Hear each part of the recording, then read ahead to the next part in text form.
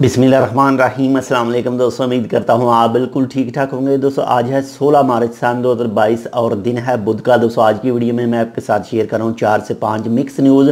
और सबसे जो पहली न्यूज़ है वो है कंज्यूमर प्रोटेक्शन अथॉरिटी की तरफ से सोना ख़रीदने वालों के लिए गाइडलाइंस जारी की गई है कि जैसे ही आप शॉप के ऊपर जाएँ तो जो भी रेट बोर्ड के ऊपर लिखा हो, जो एक पट्टी जो इलेक्ट्रॉनिक बोर्ड होता है उसके ऊपर जो ग्राम का रेट लिखा हो, और आप जो ख़रीदेंगे तो आपने देखना है कि वो सेम चीज़ ही मौजूद है। जो रेट ऊपर लिखा है वही आपके इनवाइस के ऊपर लिखा गया है। इसके बाद में जो वज़न चेक करने के लिए वो भी आपने देखना है। एक स्क्रीन आपकी तरफ होगी, दूसरी स्क्रीन उसकी तरफ होगी।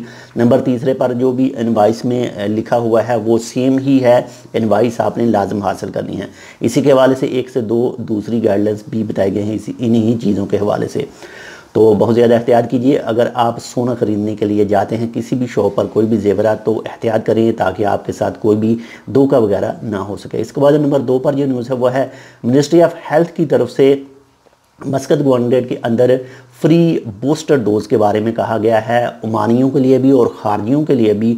और कहा गया है कि जितनी जल्दी हो सके अगर आप बूस्टर डोज के लिए एलिजिबल हैं तो अपनी बूस्टर डोज जो है वो प्राइवेट हॉस्पिटल से हासिल कर सकते हैं। जो भी बदरुस्समा के हॉस्पिटल हैं जितने भी, वहाँ से भी आप फ्री बूस्टर डोज लगवा सकते हैं। इसके बाद में जो सीब के अंदर है वो है जी मेडिकल केयर सेंटर, आप वहाँ से भी लगवा सकते हैं। रूई के अंदर बॉम्बे केयर सेंटर है, वहाँ से भी लगवा सकते हैं। और अल अमरात में भी एक सेंटर है, वहाँ से भी आप बूस्टर डोज जो है वो फ्री में लगवा सकते हैं।